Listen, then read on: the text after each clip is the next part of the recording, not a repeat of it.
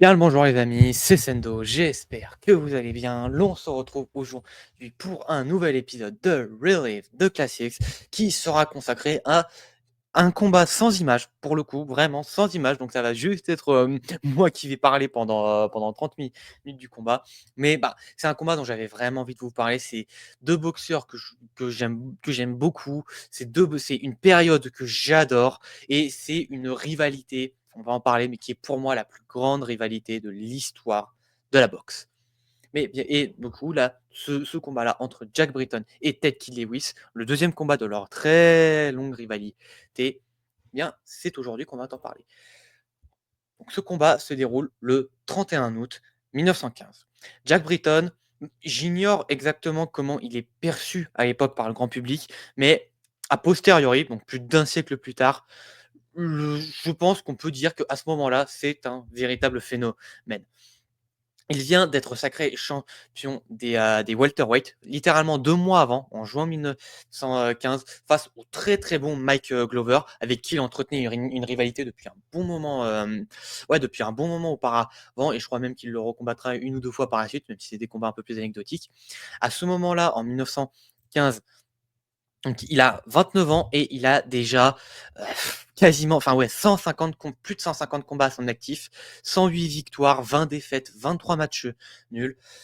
Il est actif depuis, il en est à sa 11e année de carrière. Il a commencé en 1904.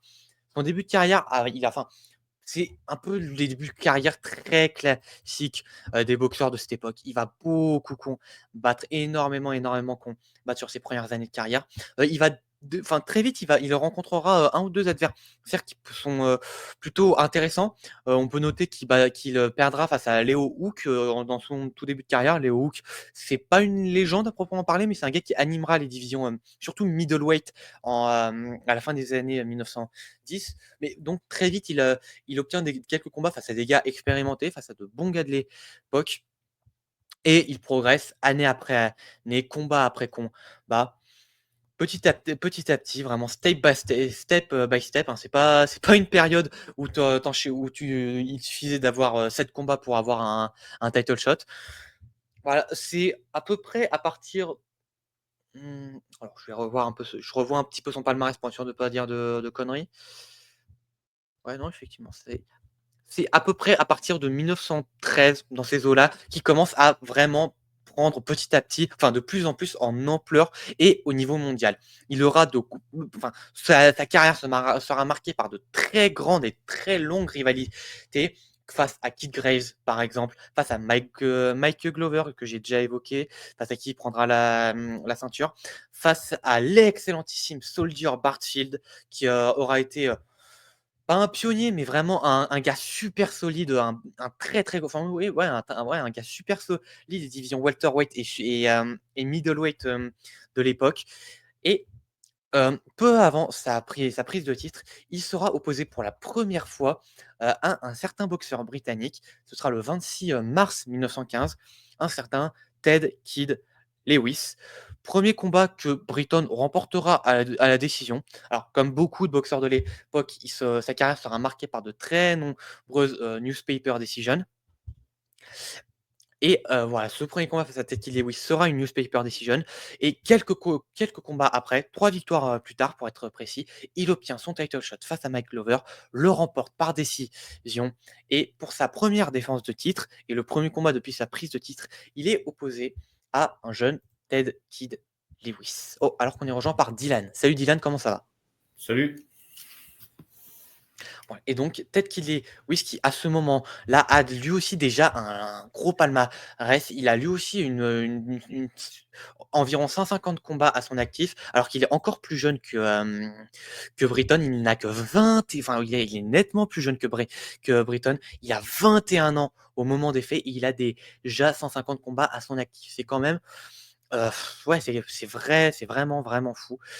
Lui a beaucoup évolué sur son début de carrière sur la scène britannique, voilà, son pays d'origine, c'est assez logique. Mais on est en 1915 à ce moment-là, et déjà la boxe au niveau mondial s'est déjà délocalisée aux États-Unis depuis, ouais, depuis peut-être pas une quinzaine d'années, mais pas loin en tout cas. Il a donc au final, et je crois que le titre EBU, je suis pas sûr qu'il existait déjà. De mémoire, il sera introduit plus, en tout cas dans cette division, il sera plus introduit sur vraiment la fin des années 1910. Et donc, lui, il progresse petit à petit sur la scène britannique, un peu à la Jack Britton. Il enchaîne les combats, il enchaîne les victoires, il enchaîne les défaites, quelques matchs nuls qui traînent par-ci par-là. Et voilà, petit à petit. Alors lui, je trouve qu'il a affaire à une adversité moins relevée que celle de Jack Britton, parce qu'à ce moment-là, surtout dans cette division, le niveau britannique était pas le plus relevé, mais petit à petit, il se fait sa réputation sur les circuits britanniques et il finira par, en plus, je dis une énorme connerie, le titre BU était déjà en place, mais le truc, et en fait j'avais oublié, c'est que, Ted Kid Lewis, il a combattu beaucoup plus bas en poids à la base. Son premier titre, il le prend en featherweight. Rappel, on est en welterweight lors de son combat face à Britton. Donc il prend le titre BU en featherweight en 1913 et un peu à la George Carpentier, il va petit à petit monter de division et pour finir sa carrière en heavyweight. C'est quand même pas banal. Mais donc, lors de son premier combat face à Jack Britton, il a commencé à se délocaliser. Il a d'abord fait une petite tournée, on va dire, de combat en Australie, dont il en a gagné la majorité. Il en a perdu 15 sur 6. C'est plutôt un bon ratio. Et il a fait ses premiers combats aux États-Unis sur la fin de l'année 1914. Et du coup, il a l'occasion d'affronter Jack Britton, qui est à quelques mois près de devenir champion du monde. Il perd, mais c'est une décision. Ouais, enfin, c'est une newspaper decision et voilà, le média était favorable à la victoire du Brighton, mais c'était pas une démonstration, c'était pas un ouais, c'était pas un massacre non plus.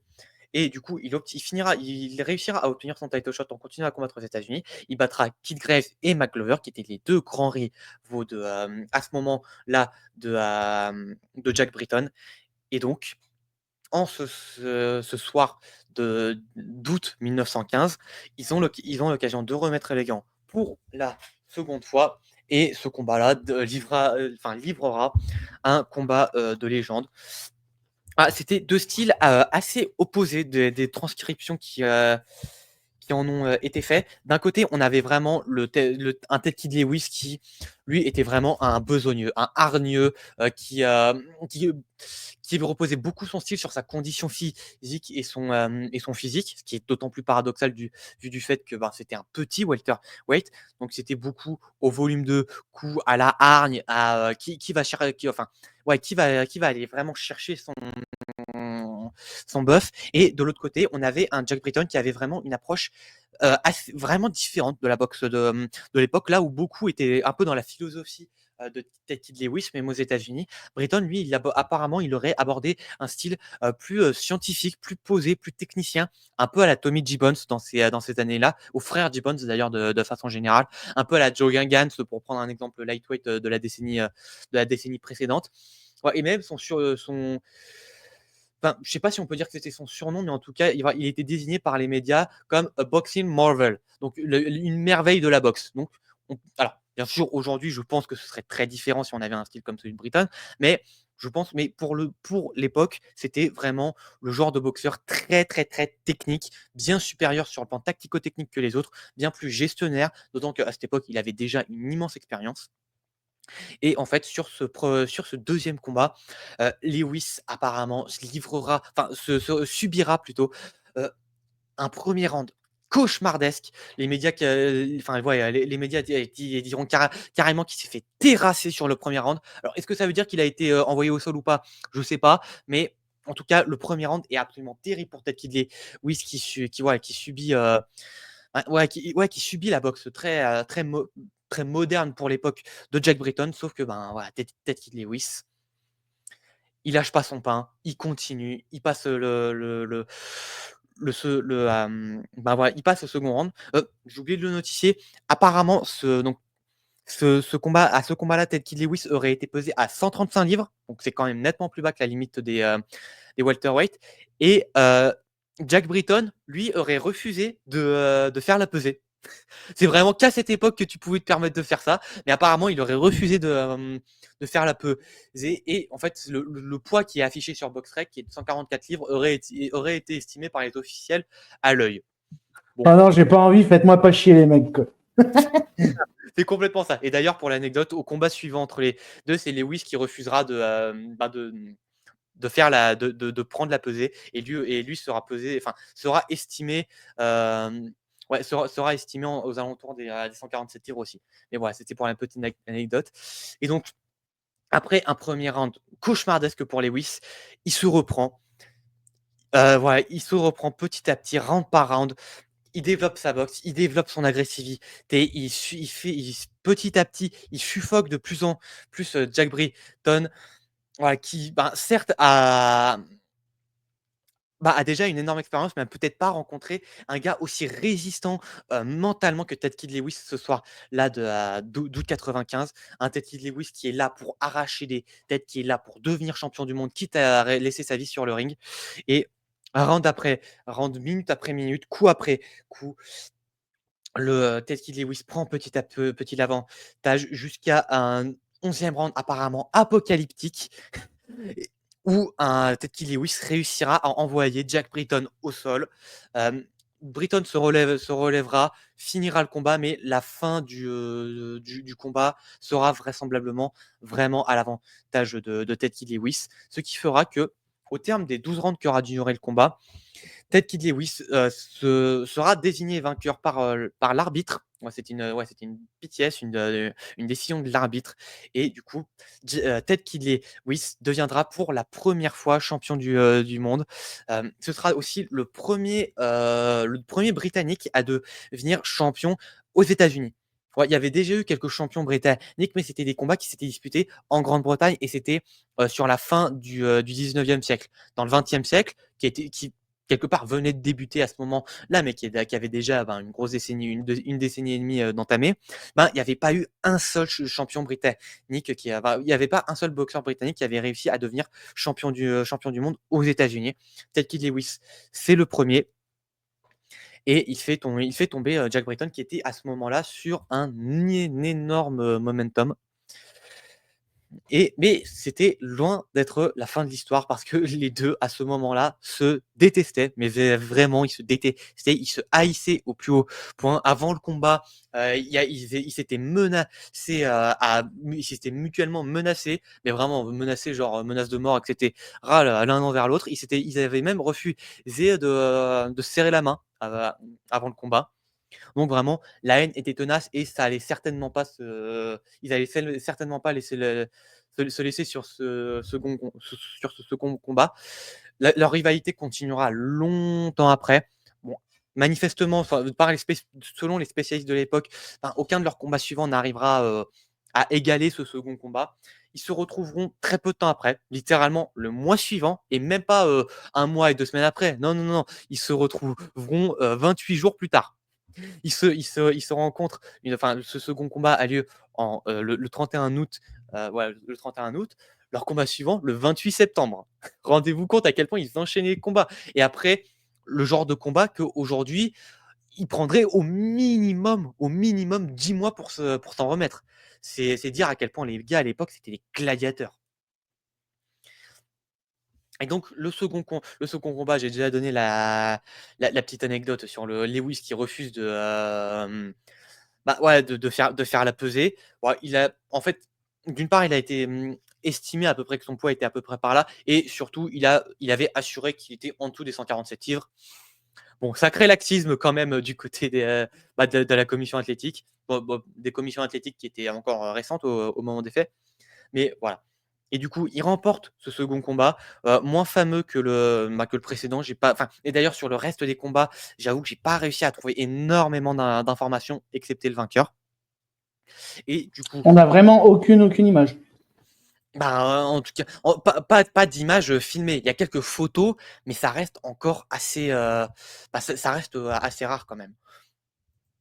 Voilà. Salut The Bee. Et Salut Wawa. Wawa, The Bee. Ouais. Et donc, leur rivalité va un peu s'atténuer avec Ted Lewis qui remporte cette première partie de rivalité. Il va poursuivre son règne le restant de l'année 1915. Il réaffrontera Mike Glover sans titre en jeu, et il perdra ce combat face à Mike Glover. Il défendra son titre à 2 reprises supplémentaires. Alors, j'avoue, face à des gars que je ne connais pas de nom, voilà, Joe Mendo et Willie Ritchie. Peut-être que c'était de bons boxeurs, mais j'avoue que je les ai pas suivis. Il aura un match nul juste après face à Willie Keo Brennan, qui était un très grand nom de l'époque, surtout en middleweight à l'époque. C'est un combat qui se fera juste au-dessus de la limite des welterweight. Mais ouais, Willie Keo Brennan, c'était vraiment ouais, un gars très très dur à prendre dans ces divisions. Il affrontera également Kid Graves en janvier de 1916, avant de relancer sa rivalité face à Jack Britton. Le 4e combat a lieu en janvier, le 20 janvier, encore une fois, 1916. Et c'est un combat qui a lieu pour le titre, officiellement pour le titre welterweight, sauf que c'est une newspaper decision. Il n'y avait ni arbitre, voilà. Enfin, l'arbitre n'était pas le juge du combat et il n'y avait pas de juge au bord du ring. Donc, au final, Jack Britton remporte ce second combat aux yeux des médias, sauf que newspaper decision oblige, et ben, il ne sera pas sacré champion du monde sur ce combat-là. À nouveau, c'était le cauchemar des newspaper decision de l'époque, hein. Harry Greb l'a subi pendant assez longtemps lui aussi, et il y a plein d'autres exemples comme ça. Ouais, c'était qui Mike O'Dowd aussi, je crois qu'il en avait subi un peu les conséquences à 1 ou 2 reprises. Et par la suite, il se relancera aussi un peu en rivalité, plus en parallèle, mais face à Soldier Bartfield qui, en parallèle, lui aussi avait une immense rivalité face à Jack Britton à ce moment-là.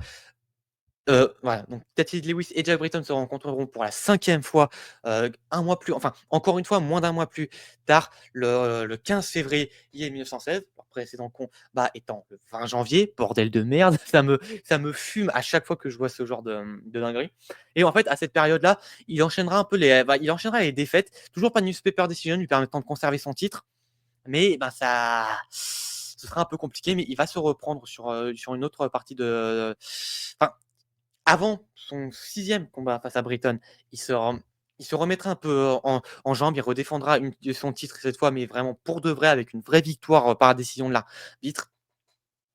Et voilà, après 3 victoires consécutives vraiment convaincantes, en avril 1916, il rencontre pour la 6e fois Gary Britton, et cette fois, eh ben, les médias diront à cette occasion que Brighton plutôt, outclassed the English champion. Les médias ne notent, les médias de la Nouvelle-Orléans ne notent même pas le nom de Lewis. C'est quand même un sacré disrespect. Mais du coup, Jack C'est Britton n'importe apparemment. quoi, ouais. Mais c'est pour ça que j'aime tant cette période, c'est parce que vraiment, c'est tellement mal structuré la boxe à cette époque-là, ça donne lieu à des dingueries. Moi, j'adore. Ça me fait délirer. Mais du coup, Jack Britton remporte ce 6e combat et récupère pour la seconde fois le titre welterweight. Et de son côté, Ted Lewis affrontera Mike Gibbons. C'est toujours intéressant à noter, Mike Gibbons, qui est un grand nom de la division middleweight, qui très peu de temps après, l'année suivante, affrontera Mike O'Dowd pour le titre. Mais donc du coup, c'est une nouvelle défaite. Après 2 nouvelles victoires, dont, je crois même dont une nouvelle face à Mike Glover, qui je crois sera d'ailleurs le dernier combat entre les 2. Peut-être que je dis une bêtise, mais je crois que ce sera le dernier combat entre les 2. Il réaffrontera une 7e fois Jack Britton. Là encore, il ne remportera pas ce combat, et encore une fois, j'ai pas d'informations détaillées sur le combat, mais il se laissera pas abattre. Le mois suivant, encore une fois, c'est complètement fou, il réaffronte toujours encore et toujours Jack Britton. Cette fois, il arrivera à accrocher le match nul, toujours toujours pour le titre welterweight. Cette fois-ci sur une décision arbitrale. Donc ça risque, c'est quand même un peu frustrant pour lui. Il approche du titre une nouvelle fois, mais il n'y arrive pas. Juste après, il se lancera dans une autre immense rivalité face à Johnny Griffith, qui, en fait, dans cette grande génération des welterweight de la fin des années 1910, du tout début des années 1920, sera un peu le 3e larron. Un peu comme, toute proportion gardée, mais ce que sera Wilfred Benitez pour les Fabulous Four, Johnny Griffith sera un peu ça pour les deux rois incontestés de la division welterweight de cette période-là. Et donc après voilà, je radote un peu, mais voilà, il rebattra, Keith Graves, il battra Johnny Griffith 2 fois. Il réobtiendra, une chance pour le titre welterweight en newspaper decision et gagnera ce combat. Très frustrant pour lui, mais ben, du coup, au 8e combat et cette fois ils sont, je crois que Ted Lewis a un léger avantage au niveau des scores. Bah, du coup, relativement peu de temps après, re non, en fait, très peu de temps après pour nos standards, hein, 2 mois plus tard, à Toronto, c'est intéressant à noter, ils se sont affrontés, à Toronto. Ils livrent une nouvelle bataille, cette fois-ci encore sur une newspaper decision et une nouvelle fois, Jack Britton l'emporte. C'est quand même fou parce que mais comme newspaper decision, c'est toujours la même, il perd ce combat. Enfin, il ne remporte pas le titre plutôt. Après, notons sa victoire face à Mike O'Dowd. Vous savez ce que j'en pense de Mike O'Dowd. Pour moi, c'est un des plus grands middleweight de l'histoire. Il est sur son début de carrière et il était aussi en parallèle, un peu en rivalité avec, Jack Britton et il se lance un peu en rivalité avec Ted Lewis. Voilà, 9e combat avec Britton, toujours sur une newspaper decision et encore une fois, c'est Lewis qui l'emporte. C'est quand même fou à penser. Enfin, encore une fois, je me répète, mais voilà, c'est fou à quel point les rivalités pouvaient durer longtemps à cause des newspaper decisions. Parce que encore une fois, le combat qui suit, et ils vont s'enchaîner, ils vont se combattre 2 fois en à peine 2 semaines. L'un des combats en newspaper decision que, encore une fois, Lewis va gagner, l'autre en PTS, donc décision arbitrale, en 20 rounds. Et cette fois-ci, ça y est, le titre est vraiment en jeu. Là, peu importe l'issue du combat, s'il remporte le combat, il remporte le titre. Et cette fois, ça y est, il bat Jack Britton pour un vrai titre, enfin, pour une 100%, à 100% pour le titre. Il le remporte et devient pour la 2e fois champion du monde en welterweight. Et il se lancera sur un nouveau règne, encore une fois vraiment dense. Il continuera ses rivalités face à Johnny Griffith et Mike O'Dowd. Face à il se lancera aussi un peu plus en rivalité avec, Soldier Barfield. Pas vraiment autour du titre, c'est vrai, c'est que sur des combats sans titre en jeu. Voilà, il finira par le défendre, finalement un peu assez longtemps après sa prise de titre pour les standards de l'époque. Il le défendra en décembre, 1917. Voilà et après ça, il va continuer. Il aura un gros momentum, à ce moment-là, il sera ouais, c'est ça, il aura vraiment un très gros momentum. Il avait enchaîné les victoires pour reconquérir le titre. Il subira quelques défaites, notamment face à Soldier Barfield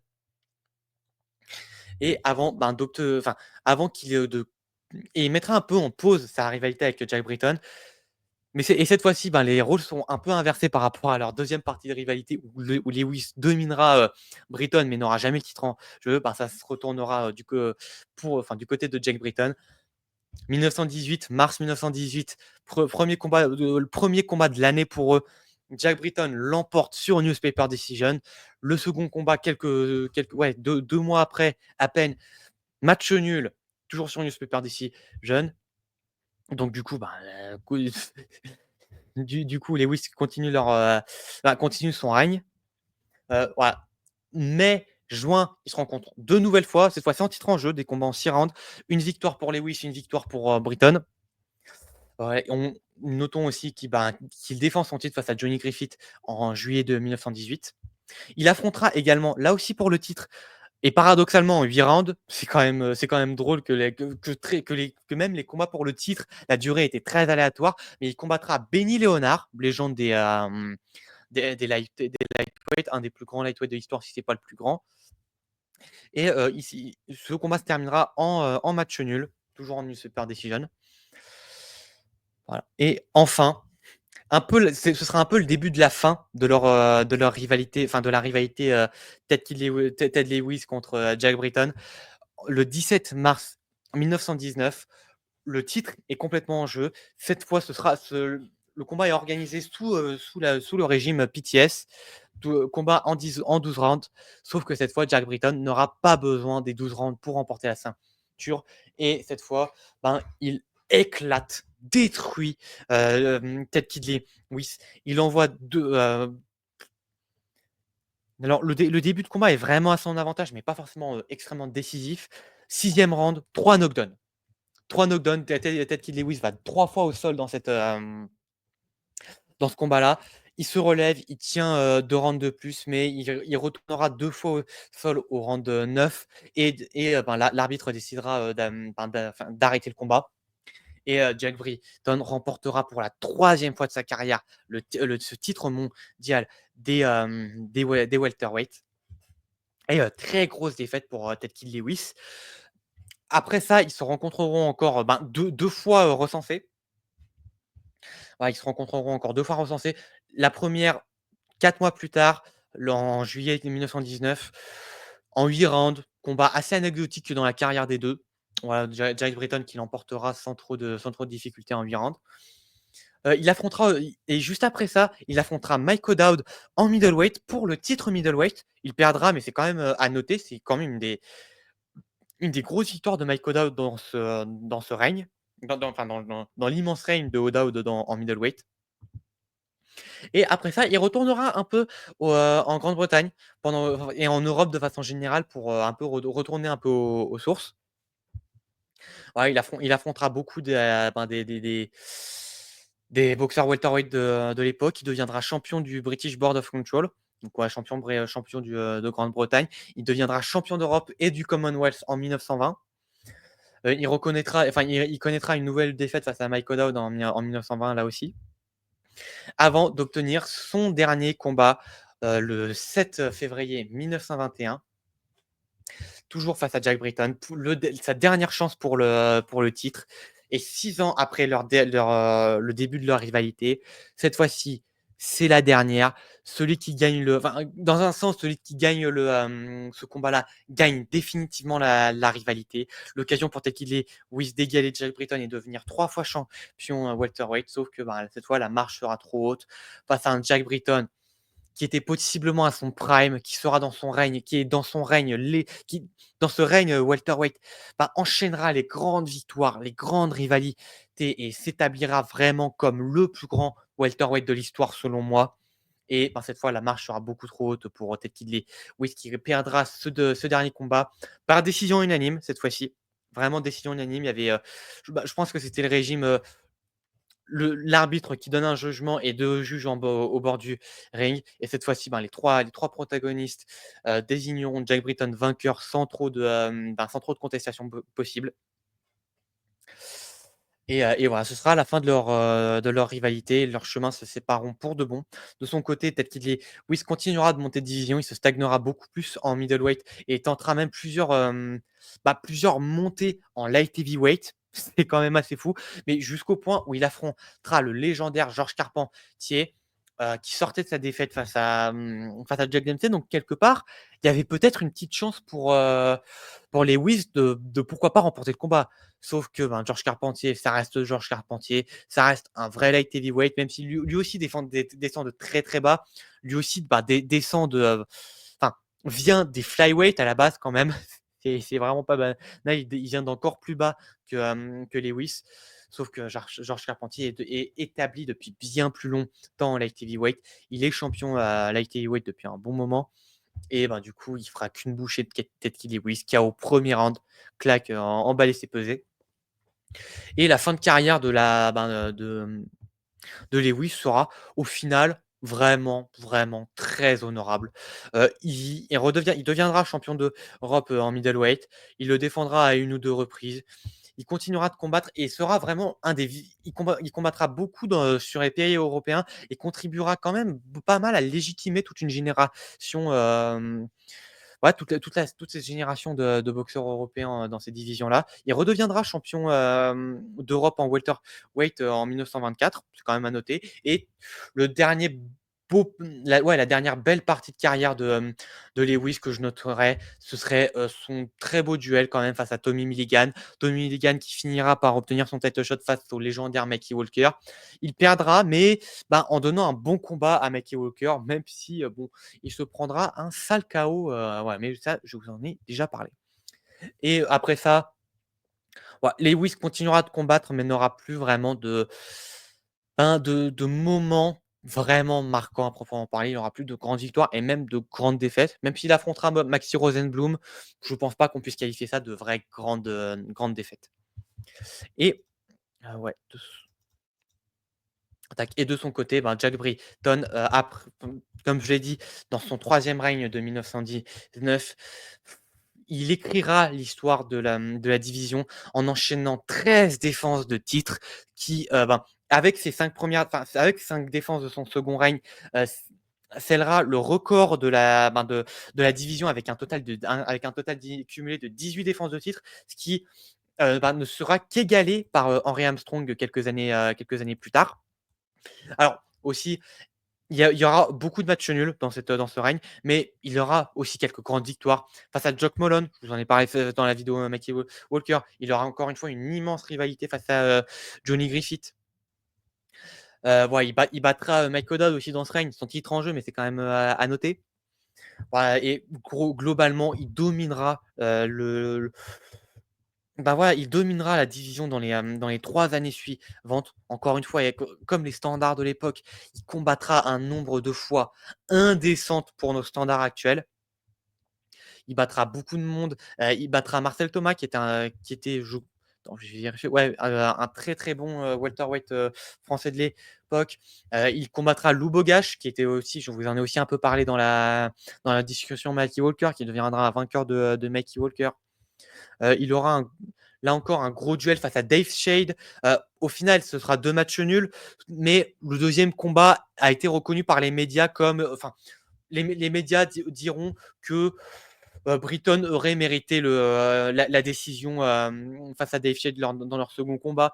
Donc c'est pas honteux. Et il démarra sa rivalité peu dense par rapport à ses autres, mais face à Mikey Walker qui le mènera à perdre ce titre welterweight en 1922 sur un combat particulièrement terrible pour Jack Britton où il ira 4 fois au sol face à l'énorme puncher et au colosse que Mikey Walker était en welterweight, mais il tiendra quand même les 15 rounds au Madison Square Garden pour la première immense victoire de Mikey Walker qui lancera définitivement la carrière d'un des plus grands de l'histoire encore aujourd'hui. Et la suite de sa carrière sera un peu en dessous de ce qu'elle a été avant, mais en même temps, vu les sommets qu'il a atteints, c'était compliqué de faire mieux. Je crois qu'il peut, ouais, et en fait, il abordera un rythme de combat bien moins élevé que par la suite qui, lui permettra de combattre jusqu'en 1930, donc sur quasiment 26 ans de carrière. C'est c'est colossal, surtout pour l'époque et il finira par, C'est prendre sa énorme. retraite colossal, et il finira par prendre sa retraite en juillet 1930. Après après quasiment 26 ans de carrière et 345 combats à son actif, 3 titres 3 titres mondial en welterweight, 18 défenses de titres cumulées et des rivalités de légende à ne plus les compter. Pour moi, Jack Britton est un des plus grands welterweight de l'histoire et aussi pour une autre raison, c'est que pour moi, Jack Britton, c'est l'homme qui a pour de bon, légitimer la division welterweight. Pourquoi je dis ça? C'est parce que oui, la division welterweight avait déjà une vraie existence, auparavant. C'est une des divisions pionnières, sauf que, je trouve que dans son histoire complète, mais surtout dans son début d'histoire, la division welterweight aura beaucoup de mal à vraiment se trouver et à se légitimer. Par rapport aux divisions light heavyweight, heavyweight, middleweight, featherweight et même bantamweight, je trouve qu'elle mettra vraiment du temps à se trouver un grand champion. Ouais, on aura au tout début des années 1900, q enfin non, même en 1894 même pour être précis, Tommy Ryan qui sera au final un très grand nom de la boxe, un immense champion, mais qui montera très vite en middleweight, qui défendra peu son titre. On aura Barbados, Joe Walcott qui oui, aura été une immense légende, qui aura aussi été un immense nom, mais par rapport à ce que fera Jack Britton et notamment par sa rivalité avec Ted Kid Lewis, pour moi, il y a personne dans cette période-là qui égale Jack Britton. Je sais que Vincent, historien, aurait me apporterait un petit débat là-dessus et oui, Barbados Joe Walcott a un immense héritage, mais pour moi, c'est rien de comparable à ce qu'a fait Jack Britton. La longévité du mec, la densité d'adversité du mec, la quantité de rivalité et de combats face à de grands adversaires qu'il a eu, voilà, sa rivalité de 20 combats, un total de 20 combats face à Ted Kid Lewis. Ce deuxième combat qui marquera les esprits enfin, à un point où, plus d'un siècle plus tard, Boxing News le conserve dans son top 100 des plus grands combats de l'histoire. Non, Barbados Joe Walcott a un grand héritage, mais c'est rien de comparable à Jack Britton. Et même aujourd'hui, pour moi, Jack Britton est un des plus grands et pour moi dans le top 10 des plus grands welterweight de l'histoire. Et c'est pas peu dire que de dire ça, parce que ce qu'a donné la division welterweight par la suite, voilà, c'est mythique. Et pour beaucoup, c'est la meilleure. Enfin, pour beaucoup de personnes, c'est pas mon cas, mais c'est la meilleure division de la boxe dans son ensemble. Et malgré tout, pour moi, ce qu'a fait Jack Britton, très peu l'ont égalé. Il y en a certains. Voilà, on peut évidemment noter Henry Armstrong, Sugar Ray Robinson. Il y aurait un débat par rapport à José Napoles, par rapport à Sugar Ray Leonard, par rapport à Amy Griffith, etc. Mais vraiment, ce qu'a fait Jack Britton, très peu l'ont égalé. Enfin, ouais, très très peu l'ont égalé et encore moins l'ont surpassé. Et, et cet héritage est intimement lié à celui de Ted Kid Lewis. Et c'est pour ça que, même s'il n'y a pas d'image, cette histoire, cette rivalité et ce second combat méritent d'être plus connus que ce qu'ils ne sont aujourd'hui. Et c'est pour ça que ces combats sont des classiques. D'autant que, juste pour conclure, cette rivalité intervient aussi au début de ce que je considère comme étant au début du premier âge d'or de la boxe. Et même pour moi, ouais, cette période de 1917 à 1927, pour moi, a tous les arguments pour prétendre au titre d'âge d'or de la boxe. Pas l'un des âges d'or, le grand âge d'or. Il y a débat, c'est pas une vérité absolue, loin de là. Mais pour moi, cette période des années 20, il y a que les années 50, un peu les années 70 et un peu moins les années 80 selon moi, qui peuvent vraiment prétendre au titre qui peuvent prétendre surpasser ce qui ont été les années 20. Parce que, ouais, ce qu'ont été le plus gros des années 20 plutôt. Parce qu'à cette période, d'une part, la division welterweight est pour de bon légitimée. La division middleweight connaît son âge d'or. Vraiment, là, par contre, je suis radical sur ce point. La période 1917-1927 en middleweight, c'est l'âge d'or de la division. La division light heavyweight connaît aussi un de ses grands âges d'or. Et encore une fois, il y a vraiment débat avec la génération des années 40-50. Mais vraiment, peu importe qui tu mets devant, voilà, la période que tu mets, elle est là. La deuxième période, elle est ici. Ça se rase le cul en termes de qualité. C'est incroyable. La division heavyweight connaît aussi un premier vrai grand âge d'or. Enfin, non, peut-être que pour le coup, les heavyweight avaient déjà connu un âge d'or au début des années 1900. Mais c'est à cette période notamment que Jack Dempsey, euh, comment dire, euh, obtient une popularité jamais vue auparavant.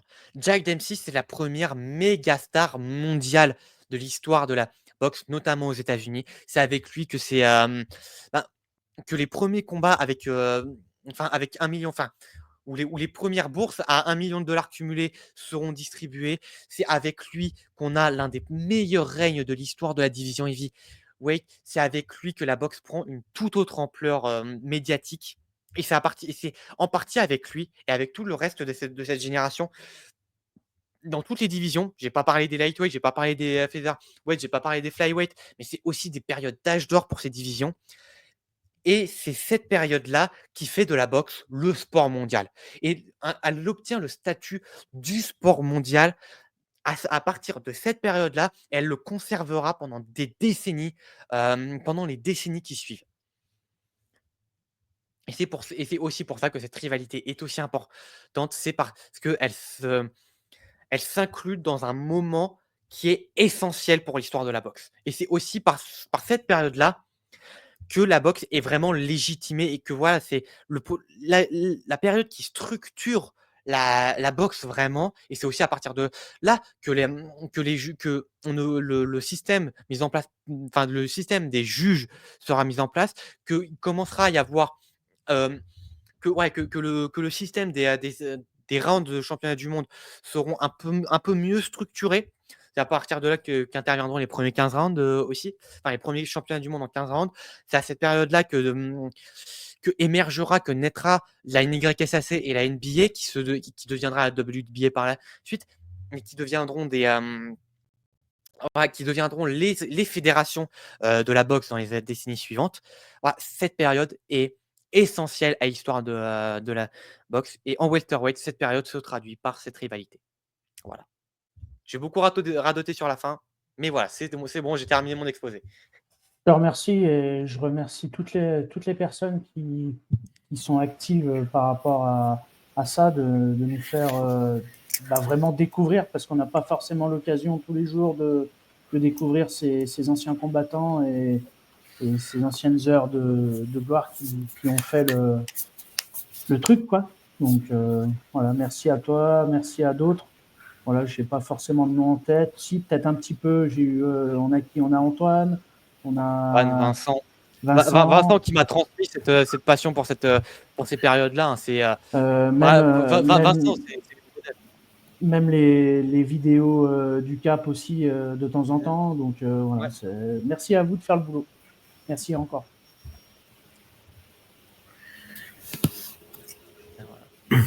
Dylan, une question, une réflexion sur cette période? Non, c'est toujours intéressant de se repencher sur ces vieux boxeurs, qui a une période où le sport était complètement différent.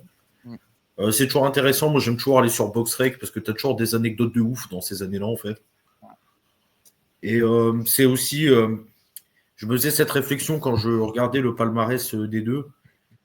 Tu as toujours cette espèce de cliché qui consiste à dire qu'avant, la boxe était beaucoup plus lisible, avec un seul titre, etc. C'est complètement faux. C'est fondamentalement faux. En plus, tu vois que les mecs qui combattaient des fois pour des titres, genre dans 2 divisions, tu vois.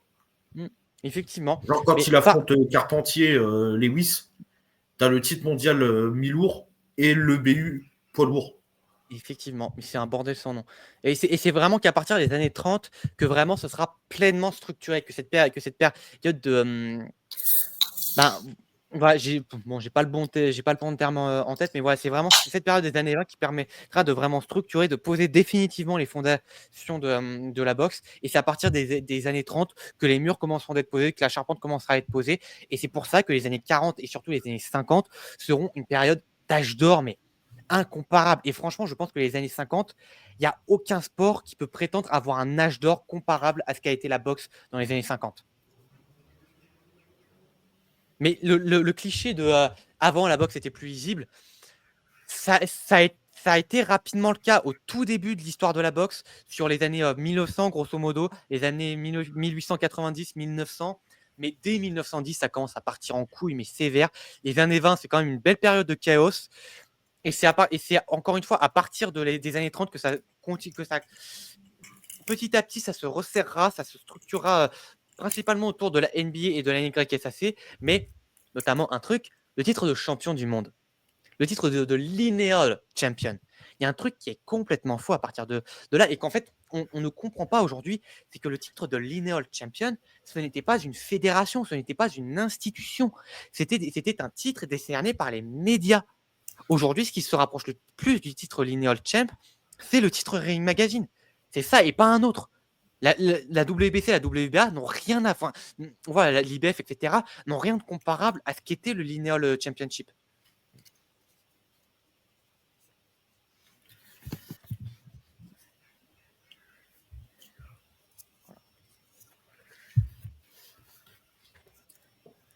Et voilà. Bon, y aura-t-il une dernière question, une dernière réflexion par rapport à cette ouais, peut-être une question, oui, tout à fait. Est-ce qu'il va y avoir des Relive the Classics, par exemple, dans cette période ou pas trop loin, en tout cas, encore? Oui, encore, il y en a... Enfin, alors, là, de tête, je ne saurais pas te dire lesquels. Alors, pour sûr, il y a le Harry Gregg contre Mikey Walker, mais je vous en ai déjà parlé en fond de fond en comble par 2 reprises, donc je ne pense pas que je le ferai. Tu loupes une occasion de parler d'Harry Gregg. Le truc, c'est que j'aurais rien à rajouter par rapport à tout ce que j'ai déjà dit sur Harry Gregg, donc ça me paraîtrait un petit peu inutile. Alors, Bah, écoute, là, en numéro 28 de Boxing News, là, c'est un combat que je ne connais pas face à deux protagonistes que je ne connais absolument pas. Ad Wolgast contre Joe Rivers. C'était pour le titre lightweight en 1912. Jamais entendu parler de ces deux noms personnellement. Je ne connais Advolgast, absolument pas. j'en ai Donc, déjà entendu parler, mais je connais très peu. ok, bah personnellement, ouais, c'est la première fois que je porte vraiment mon attention sur lui. Donc ouais, ce sera dans longtemps. Hein, c'est numéro 28, donc ça va être dans longtemps. Mais ouais, normalement, rien que sur Boxing News, devrait y avoir, devrait y avoir quelques combats comme ça. Bon, je ne louperai pas une occasion de parler de Tony Canzonere et il a plusieurs combats dans ce top. Il y a plusieurs J'espère, Tony. je crois, hein, je pense qu'il y en a 2 ou 3 dans ce top. Ouais, bon, Kid Chocolate, j'ai vraiment envie de faire une vidéo à part entière sur lui parce que pour le coup, je le trouve incroyablement sous-coté sur le plan tactico-technique. Parce qu'on dit souvent que Sugar Ray Robinson a révolutionné la boxe. Mais pour moi, le début de l'engrenage de la révolution tactico-technique de la boxe, c'est Kid Chocolate. Pour moi, allez voir les highlights de Kid Chocolate que vous pouvez trouver sur YouTube. Kid Chocolate, Kid Chocolate, Kid. boxeur cubain. Mais déjà, je pense que c'est le premier grand boxeur cubain de l'histoire. Et surtout, techniquement, c'était Sugar Ray Robinson avant Sugar Ray Robinson. Il était incroyable techniquement pour les standards de son époque. Waouh! Mais voilà, je feuillete un peu voir ce qu'il peut y avoir dans cette période. Terry McGovern contre George Dixon, on repart encore plus loin et c'est deux boxeurs que j'aime beaucoup. Surtout George Dixon, personnellement, j'en ai déjà parlé à plusieurs reprises, je crois. Mais vraiment, c'est dinguissime ce que George Dixon a fait. Et c'est aussi dinguissime ce que Terry McGovern a fait. C'est un des boxeurs favoris de Vincent, je crois. Bah, c'est son avatar d'ailleurs. Effectivement, c'est sa photo de profil sur YouTube, donc mais voilà, c'est aussi ça aussi c'est légendaire. Alors, est-ce que tu peux nous rappeler rapidement la chaîne de Vincent, s'il te plaît? Le QG du Noblard. Le QG du Noblard.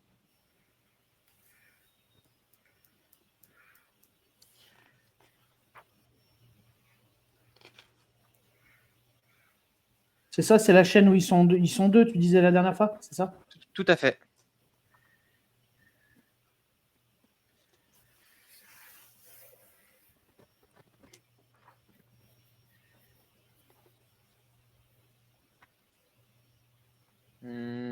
Pour repartir sur les quelques combats qui pourraient être sensiblement, c'est de la période entre les années 20 et les années 50. Il y a deux combats qui seront en numéro 61 et numéro 60 qui seront très intéressants à voir. Bojack contre Bob Montgomery numéro 2. Combat de l'année 1943, si je ne m'abuse. Bon, en tout cas, il y a un de leurs combats qui a été élu combat de l'année. Ouais, et c'est la grande histoire des lightweights, méconnus, vraiment très méconnus des lightweights, mais c'est vraiment une très grande page de l'histoire. Et Benny Lynch contre Peter Kane, voilà, numéro 1 en 1937. C'était pour le titre européen des flyweight. Et Benny Lynch, c'est vraiment une immense légende de la division flyweight. C'est un des rares qui a vraiment réussi sur la post Jimmy Wild, sur les quelques années sur les 20 années qui ont suivi Jimmy Wild, c'est un des rares qui a vraiment réussi à se bâtir un vrai palmarès de légende, à proprement parler. Et plutôt un statut de légende.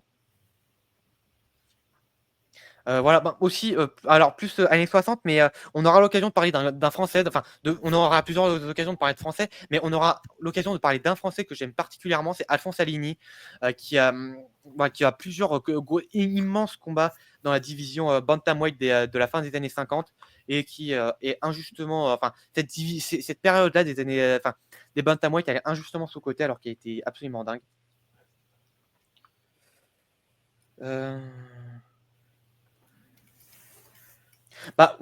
On aura l'occasion de parler de Gin Toney contre Jack Dempsey. Ça, c'est évidemment, c'est des classiques. Du deuxième combat, en l'occurrence, en numéro 68. Donc, c'est dans relativement peu de temps, mine de rien. C'est dans une dizaine de semaines. Et voilà, à partir de là, ça sera un peu tout. Et dans 2 semaines, surtout, dans 2 semaines, on aura l'occasion de parler de Benny Léonard. Voilà, donc, son combat face à Richie Mitchell.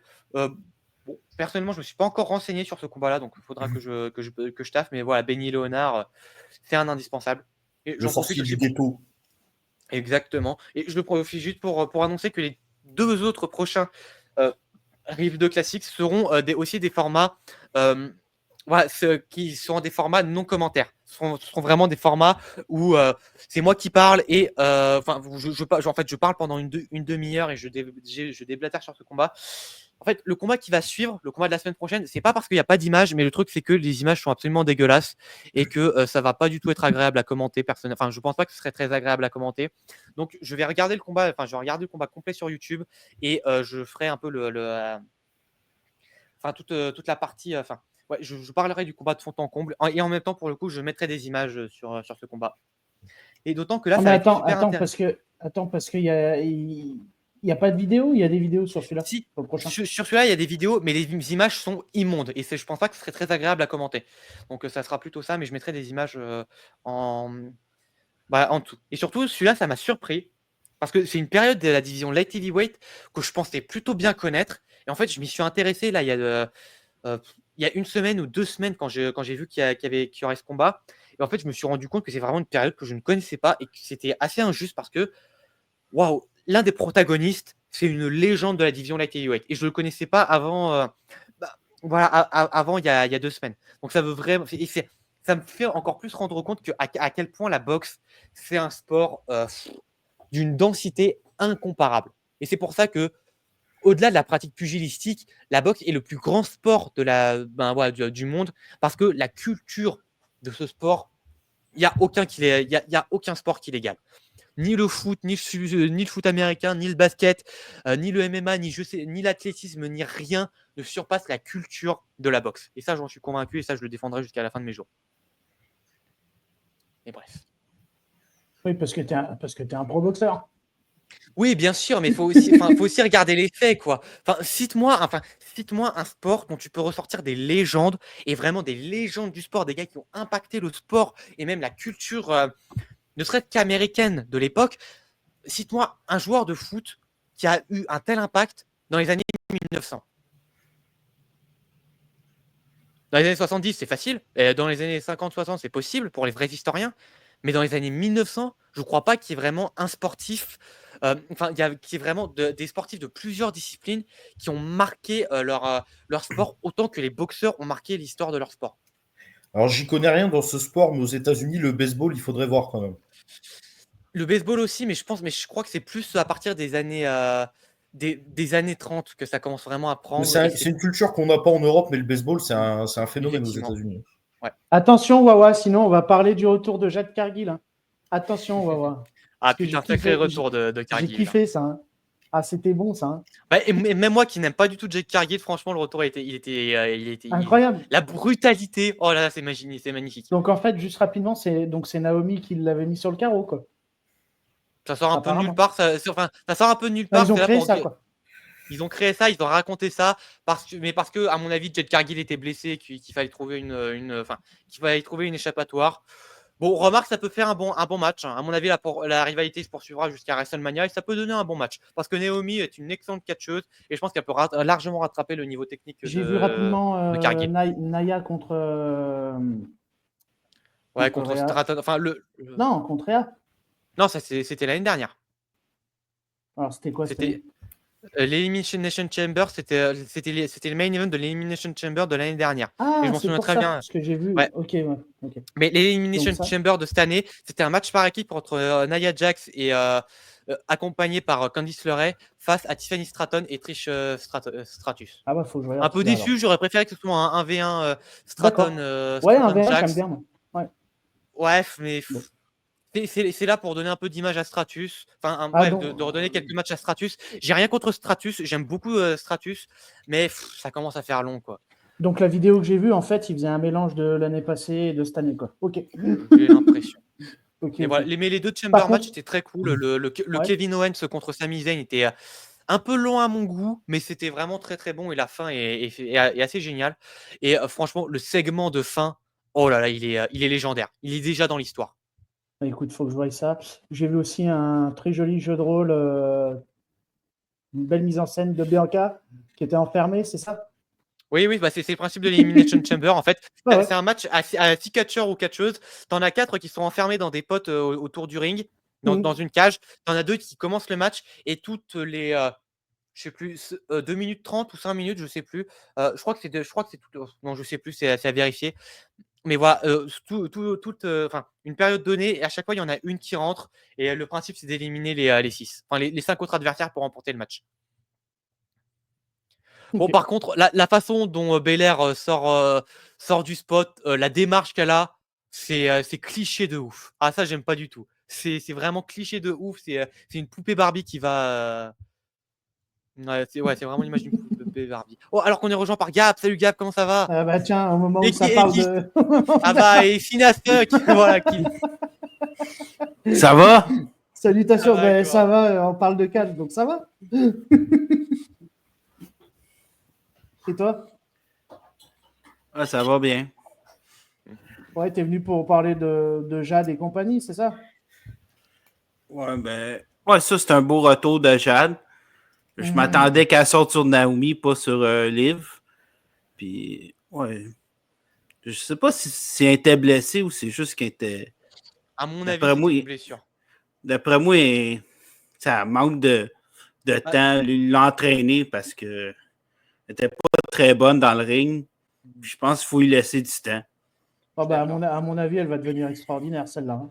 Sincèrement. Je suis pas sûr, hein, parce que Ah, ça moi, fait j'y déjà un crois, bon les moment mecs. Hein. Non, Mais alors, elle peut devenir une immense star parce qu'elle a le charisme pour, elle a la carrure pour. Mais par contre, son in-ring, c'est une meuf qui a été entraînée par Bryan Danielson et qui est Daniel Bryan à la WWE, un des meilleurs catcheurs de l'histoire en termes en termes de catch technique, c'est un des meilleurs de l'histoire. Il a rien réussi à en faire à la EW. Donc Oui, ça puis même, enfin, pour n'importe à qui, la c'est un jugement. WWE, c'est Roxane Perez qui l'a entraîné, qui est une des meilleures. Là. Ah bah ouais, Roxanne Perez, elle est incroyable dans le ring. Non, en tout cas, j'y Elle crois l'a montré encore. dans l'Elimination Chamber. Elle est incroyable. En tout cas, quelle présence quand même, Jade Ouais, Cargill. c'est vrai. Oui. J'accroche pas forcément à son charisme, mais c'est clair qu'elle a une aura. Elle a quelque chose, elle a une présence Bien très sûr. importante. Donc voilà. Et face à Naomi, ça peut quand même faire un bon match. Donc ouais, je suis intéressé. Moi aussi. Mais il était pas supposé d'avoir Rhea Ripley contre Io Sky. Bah, pourquoi pas une Io Sky qui reste dans la rivalité, qui finit par s'intégrer dans un triple threat face à Rhea et Bianca. Pourquoi pas? Moi, je serais pour. Moi aussi. C'est 3 bonnes Surtout, lutteuses. Fait que... Ah ben 3 superbes, superbes lutteuses dans le ring. Franchement, je pense que en fonction de comment elles se débrouillent, mais je pense que peut vraiment y avoir une superbe rivalité à la clé. Et je pense que le match, un triple threat entre ces trois-là, ça peut que donner une dinguerie. Ça peut que donner un classique. Et du coup, Rhea, c'est plus l'amie de Bianca et tout. Elle est toujours. Comment ça se passe? C'est quoi entre guillemets leur relation? En fait, alors possible que la relation se dégrade dans les semaines à venir, J'ai mais l'impression, ouais, actuellement, ça va être ça. mais en fait c'est parce que actuellement, en fait, Belair a gagné un match qui fait d'elle la contender number one au titre de Rhea dans la diégèse de la WWE. Ça fait d'elle la contender number one. Donc, D'accord. du coup, ça lui donne un match à WrestleMania.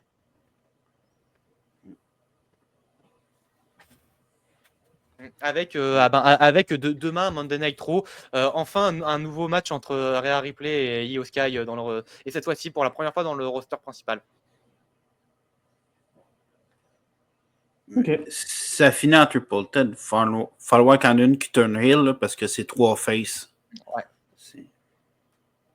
Mais j'espère qu'ils vont enfin donner un heel turn à Bianca Belair. Et comme ça permettra aussi de faire une rivalité, même sans titre en jeu, mais faire une rivalité face à Jade Cargill.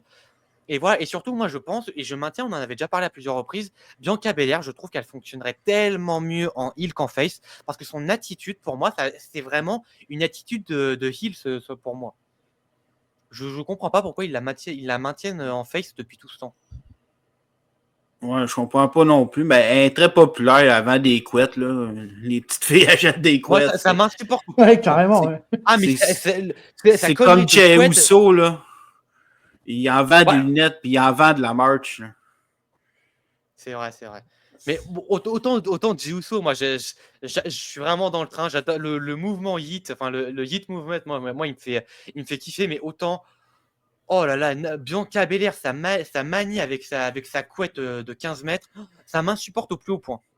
Ah, j'aime ça, moi, quand elle smash les autres filles avec sa couette. Ah, j'aime bien, moi. Ouais, carrément. Je pense que c'est Liv Morgan qu'elle a smashé un moment donné, là. Je sais plus, ouais, je sais plus, c'est possible.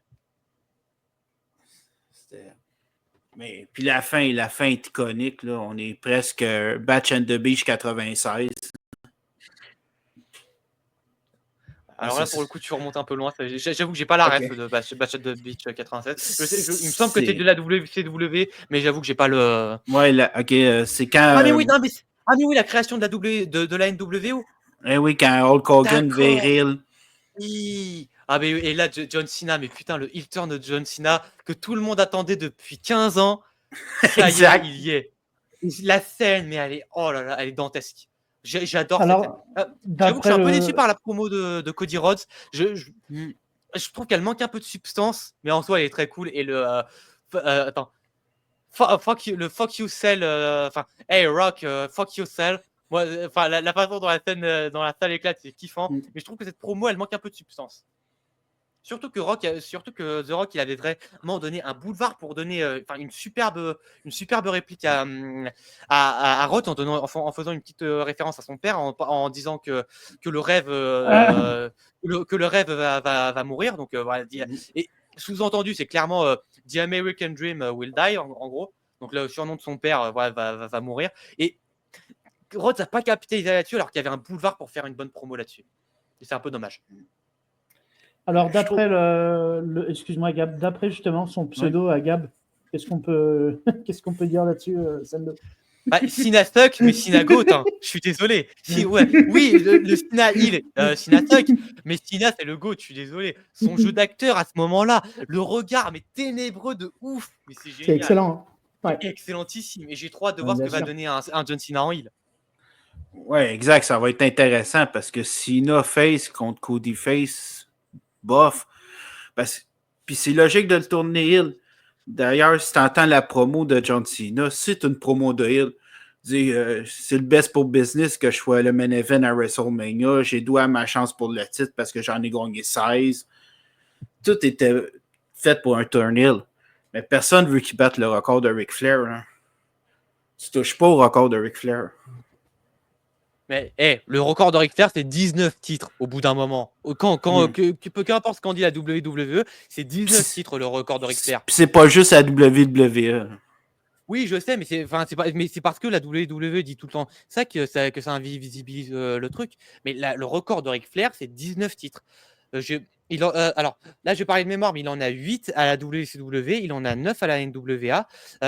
Et titres estampillés WCW et à 9 estampillés NWA et 2 à la WWE. Ce qui fait. J'ai la flemme de faire le calcul, mais voilà, ce qui fait au total 19 titres. Voilà,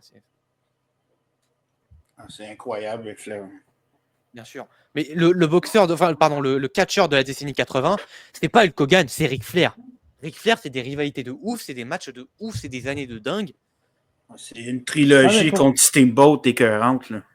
Oh, alors pourquoi, pour ceux par exemple qui connaissent pas trop le catch ou quoi que ce soit, pourquoi c'est Hulk Hogan qui est vraiment mis en avant?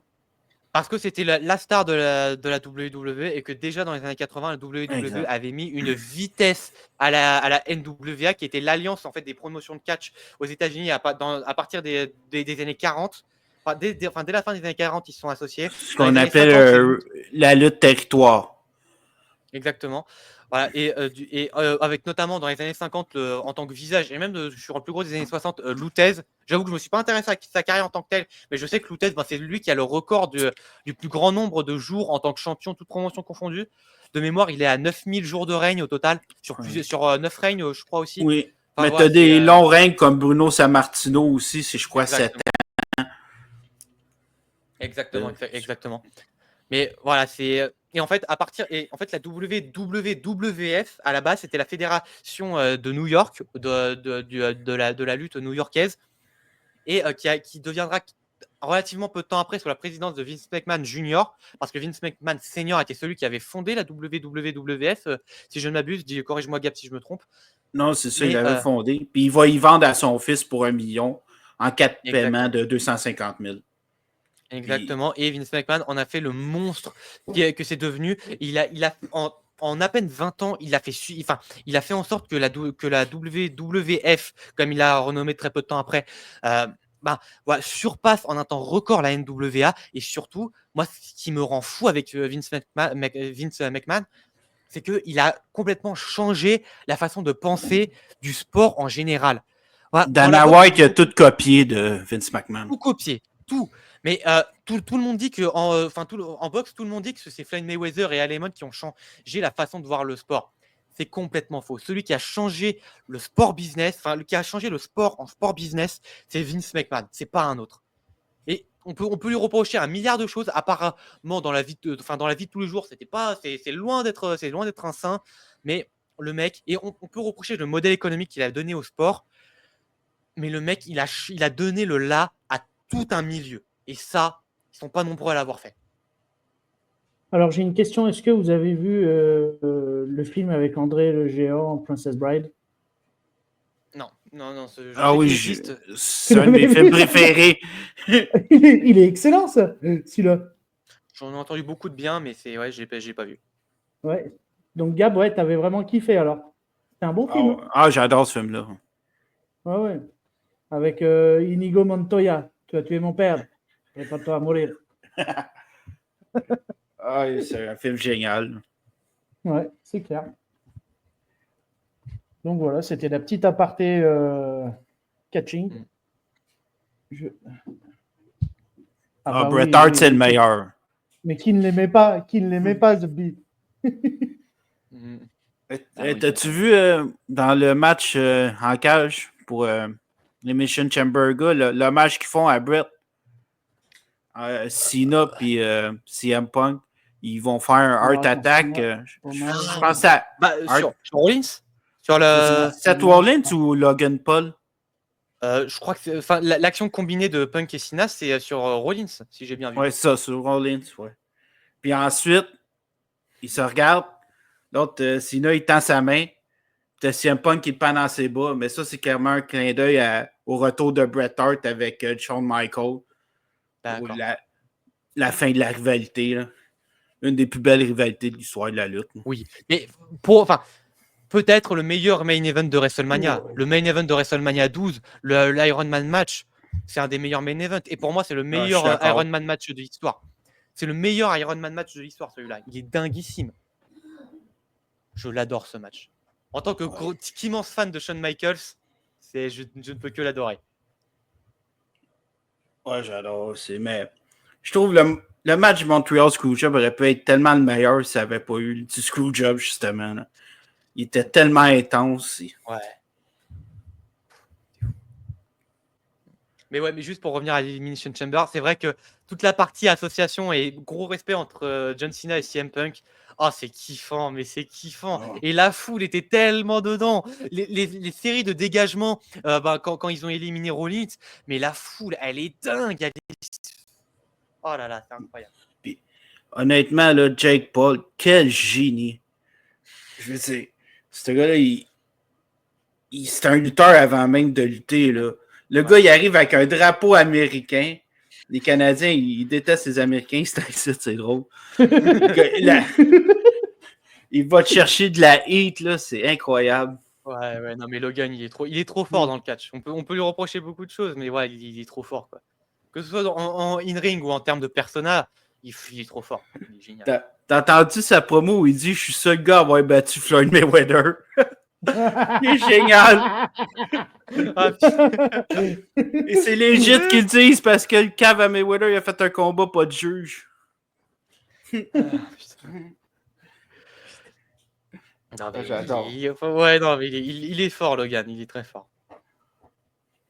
Il est très fort. Bon, Gab, un mot à dire sur le Sami Zayn contre Kevin Owens. Un combat incroyable. La chaise avec les barbelés. Je pense que c'est une des premières fois que je jouais ça. Attends, c'était qui tu dis, Sando? Sami Zayn contre Kevin Owens. Street Fight aussi à l'Elimination Chamber. Et ouais, très très gros match. Personnellement, j'ai trouvé un peu lent et j'ai pas été. Oui, ça a commencé tranquillement. Mais ouais. Et la fin, moi, je suis un peu frustré parce que, putain, la fin, c'était là qu'il fallait faire le pile driver de Owens. Plutôt que la grosse powerbomb sur le tablier du ring. Ouais, le C'était package très Paul cool. Driver. Mais ouais, ça aurait été. Enfin, pour moi, c'est comme ça, c'est ça qui aurait dû conclure le match, pas la 4e powerbomb sur le tablier du ring, quoi. Pour moi, c'est pas la meilleure fin possible. Mais par contre, le segment d'après match, oh là là, il est génial. Le retour de Orton, génial. Alors, j'ai une question pour vous. Cena, il les a tous allongés, c'est ça, hein? C'est-à-dire. Ouais. Il les a tous fait tomber par terre? Non, il a couvert Paul et il a soumis Punk, mais sinon les autres c'est pas lui qui a éliminé tout le monde, quoi. Non, mais pas éliminé, mais je te dis allongé par terre. Je suis en train de voir un petit peu là. Il a déjà. Ah mais oui, la série de Hey, bah il y avait juste Ouais, c'est ça. McIntyre. Ouais non, il y a juste McIntyre qui a évité l'attitude adjustment, mais sinon ouais tous les autres ouais bah, mais voilà l'entrée de Cena, mais en plus la foule répond tellement bien. Oh là là, c'est kiffant. L'entrée de Cena, elle est vraiment kiffante aussi. Et en fait tout le match de Cena, il est kiffant de ouf. M'étonne. Ça c'est du grand catch. Ça c'est le catch qu'on aime. Ouais, j'adore comment Logan il passe par-dessus la 3e corde là quand il rentre. C'est vraiment kiffant. Hein. Vraiment, il y a des belles choses. Ouais. Si tu vas voir quelque chose de kiffant de Logan, là, c'est Royal Rumble il y a 2-3 ans contre Ricochet. Là. Les deux d'un bord de l'autre du ring. Attends, 2023. Paul versus qui ça? Ricochet. Royal Rumble. Royal Rumble. Royal Rumble 2023. Ah, Ouais, c'était celui-là, ouais. Le spot, il est magistral, l'un de mes Ah préférés. oui. J'adore ce spot, il est fou. Et en plus, le public réagit tellement bien. Oh là, c'est génial. Et même leur match à SummerSlam, il était franchement cool. Hein. Ah, mais attends, c'est quand ils se sont claqués en l'air tous les deux, c'est ça? Ouais. Oui. L'énorme double clothesline, la Wow. springboard clothesline, a été démentielle. Quel kiff! Franchement, le Royal Rumble 2023, il était incroyable. Hein. Ouais. Franchement, les 2024 et 2025 étaient très cool, mais pour moi, le 2023, c'est le meilleur de ces dernières années. Hein. Ok. Je crois qu'on va plus se mettre au catch qu'à la. Non, okay, d'autant que là, on arrive sur la route jusqu'à WrestleMania. WrestleMania, je pense que c'est inévitable qu'on en parlera pendant des heures. Là, on voit les matchs, on commence à se mettre en place. Là. D'après moi, on va avoir un Drew McIntyre contre Damien Priest. Ça, je suis bien plus hypé que je ne l'étais pour le match à Clash de Castle. Parce que franchement, j'étais pas convaincu par le in-ring de Damien Priest avant, mais franchement, là, son règne de champion m'a vraiment convaincu. Quoi. Moi, John Cena, il a quel âge? 47 ans. Il va sur ses 48, ou peut-être sur ses 49, je sais plus. Mais ouais, il a entre 47 et 49 ans. Et il est encore bien, il est encore chaud bouillant, hein, l'ancien.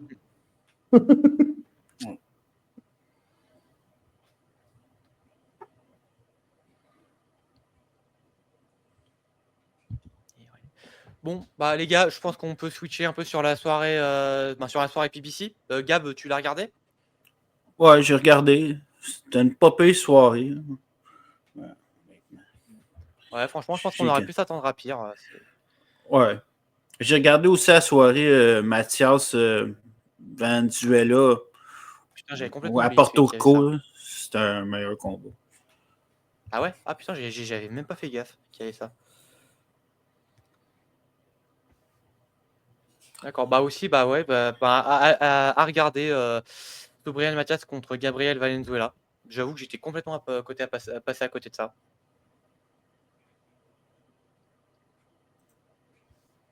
Mais donc voilà, quelles seraient un peu vos réactions par rapport à ces... peut-être déjà, si vous l'avez vu, au Alberto Puello contre Sandor Martin. Alors moi, tous les combats, juste pour dire, j'en ai vu des bribes, mais je les ai pas vus en entier. J'ai pas réussi à les trouver en entier en bonne qualité pour l'instant. Puello Martin, j'ai regardé, je pense, 5 rounds, puis j'ai changé pour regarder Mathias Venezuela, qui était un bien meilleur combat. Ouais, t'as préféré. Mais c'est un combat intéressant.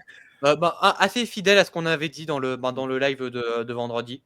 Assez fidèle, en fait. C'est Martin qui est très bon, mais qui manque un petit peu de précision par rapport à Puello, qui a une meilleure responsabilité défensive, et Puello qui a le plus d'impact, qui est un peu le plus précis, qui reprendra beaucoup de... Martin prendra pas mal d'avance sur les premiers rounds, mais Puello finira par s'adapter et prendre vraiment l'avantage sur la fin du round. Le jab de Puello, moi j'ai beaucoup aimé, en tout cas dans les rounds que j'ai vus, je crois que j'ai vu 6e et 7e si je me souviens bien. Son jab était vraiment excellent, ses combinaisons étaient très précises. Voilà, la split decision de la physionomie de combat que j'ai vue me paraît cohérente pour Puello, donc voilà. Et je suis content parce que c'est un des rares paris que j'ai réussi, sur lequel j'ai gagné, quoi. Et je suis dégoûté que Unibet ou autre mettent pas des cotes sur la façon, enfin sur le type de décision. Parce que moi j'aurais vraiment été chaud pour mettre une split decision et j'aurais gagné, quoi. Franchement, je suis sûr que j'aurais gagné en mettant cette cote là. Ok. Vous avez d'autres choses à rajouter là-dessus, les mecs, sur ce combat-là? Dylan, qu'on n'a pas entendu depuis une éternité. Non, je l'ai pas vu celui-là. D'accord. Et du coup, il s'en est suivi de la. Franchement, je m'attendais pas à ce combat-là. Franchement, mes excuses à Gary-Antoine Russell que je m'attendais pas à voir à ce niveau-là. Et là, en fait, il a été bien meilleur que Valenzuela. Il combinait bien à partir de son jab. Son jab en garde fermée, c'était vraiment amélioré. Il n'hésitait pas à le doubler, voire le tripler. Et très souvent, pour bien préparer son attaque, il terminait avec un léger crochet gauche pour envoyer avec un léger crochet droit, pour envoyer sa gauche. Et voilà, c'était très efficace. Il a surpassé en précision et en activité Valenzuela. J'ai beaucoup aimé sa responsabilité défensive aussi à Russell. Et Valenzuela qui, lui, n'a pas trouvé de solution, quoi. Son footwork était bon, mais sa shot selection était vraiment pas bonne. Sa responsabilité défensive n'était pas au niveau de celle de Russell. Et voilà, combat disputé encore une fois, parce que malgré tout, Valenzuela était bon, il était dedans. Et, il y a eu du répondant. Il a été dangereux jusqu'à la fin. Là. Au 9e round, là, il ping avec un bon uppercut. Là, puis c'est... D'accord, j'avoue que j'ai pas vu ça. Il l'a pogné avec une coupe de Marien, mais à chaque fois, Russell, il le recontrait. Il revenait plus fort. Bon combat de Venezuela. Je l'avais dit que Russell allait gagner. Effectivement, donc voilà, bien joué. Bien joué à Russell et qui devient champion WBA Super Lightweight. Et franchement, très belle performance et mes excuses pour l'avoir autant sous-estimé. D'accord.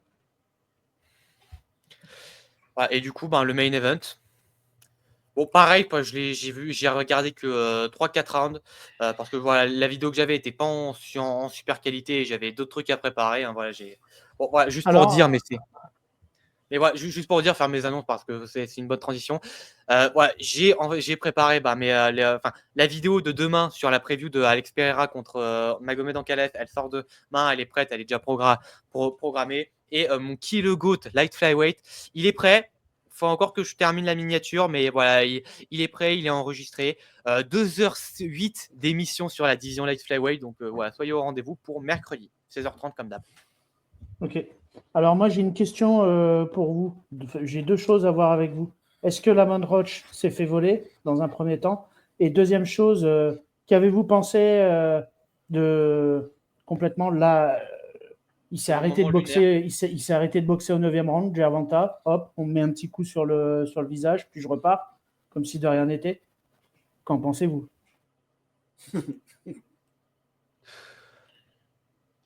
Voilà. Gab, est-ce que tu voudrais.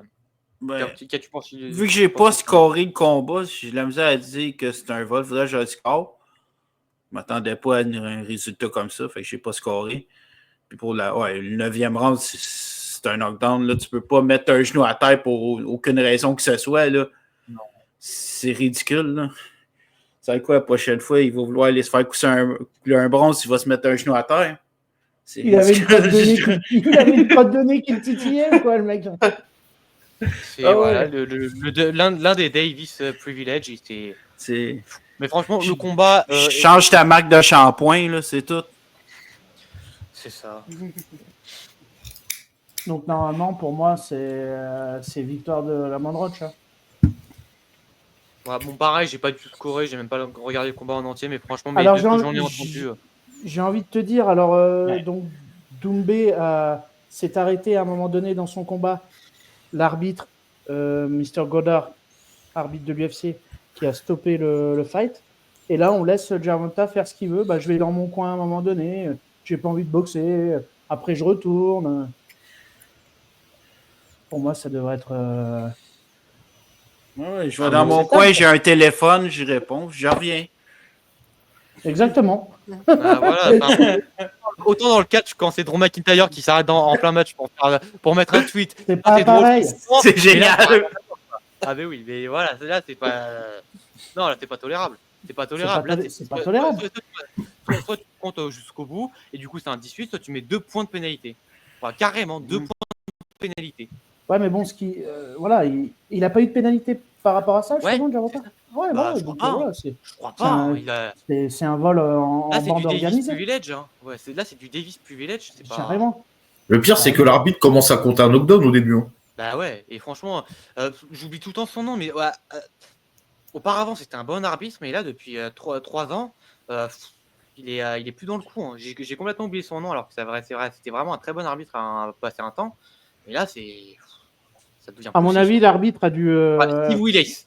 Steve Willis, à une époque, c'était un excellent arbitre. C'est pas lui qui avait arbitré le mieux Golovkin, je crois. Je crois que c'est ça, et franchement, il fait un super taf sur le mieux Golovkin. Exact. C'est aussi Porter Garcia. C'est super arbitrage, et c'était vraiment passé un temps, c'était un des meilleurs arbitres. Mais là, depuis quelques temps, enfin, depuis 2-3 ans, ça commence à partir en couille son arbitrage. On peut dire qu'il a fait le boulot pour Gervonta, quoi. Voilà, là. Donc moi, je sais pas, je pense que l'équipe Roach vont porter réclamation. Il a fait à Gervonta ce que Kenny Bayless faisait avec Floyd des fois. Là. Protéger. Ouais, mais Floyd, c'était pas aussi. J'ai l'impression que c'était pas aussi flagrant, quoi. Je veux dire, Floyd dans un combat, il allait pas dans son coin alors qu'il était en plein combat, quoi. Ah non, puis Floyd donnait des revanches sauf si l'arbitre arrête. Sauf si l'arbitre arrête, il dit bon bah vous allez dans vos coins tous les deux, ou je sais pas, mais. Oui, c'est ça, mais là il pose le commentaire. Il va directement dans son coin. Non, ça c'est pas tolérable. C'est pas tolérable. Apparemment, Gervonta s'est fait pas mal huer aussi par rapport au public. Tant mieux. Avec l'expérience il aurait pu juste cracher son mouthpiece, il aurait été dans son coin. C'est ça. Mais en plus, c'était ça. T'avais la solution toute trouvée. Tu craches ton protège-dents. Ouais, tout le monde le fait, t'as pas inaperçu tout le monde. Enfin, le public gueule généralement, mais c'est connu et accepté. Là, franchement, non, là, c'est pas tolérable. Franchement, là, encore des voilà. Vous avez regardé le combat de Gervonta? Moi, j'ai vu qu'un petit peu les replays, hein, personnellement. C'était pas spécialement enthousiasmant. Pour ta part, c'était ennuyeux. Toi aussi, tu penses, Gab, c'est ennuyeux? Ouais, de ce que j'ai vu, c'était assez ennuyeux. T'avais Gervonta Davis qui tournait beaucoup autour de Roach. Roach qui avait du mal à cadrer. C'est pas une honte, hein, parce que Gervonta, il est très dur à cadrer. Et voilà, Roach n'arrivait pas vraiment à le cadrer, mais c'est Roach qui touchait le plus nettement. Davis, il avait très peu de coups nets. Du moins dans les premiers rounds, apparemment, à partir, enfin, au 10e, 10, 11, 12, c'est un peu plus dynamique. Mais ouais, Davis c'était pas précis. Roach n'était pas énormément plus, mais c'est lui qui touchait. Ça arrivait peu de fois dans les gants. Quand même sur le terrain du ring general chip, de ce que j'ai vu, je le donnerais quand même plus à Gervonta Davis. Mais en termes de defense, d'effective aggressiveness et même de significant strike, je donnerais plus à Roach. J'ai pas vu scorer le combat, et sur la dynamique générale, pas décisif, mais Roach petit avantage, quoi. Mais alors, Roach, petit avantage, mais tu le donnes à Gervonta, c'est ça? Non, j'ai pas scoré le combat, donc je peux pas te dire. Alors, de toute façon, tu vas chercher un match nul contre une des stars les plus privilégiées de la boxe, c'est une victoire. Là. Pour le mec, ouais, carrément, ouais. C'est clair.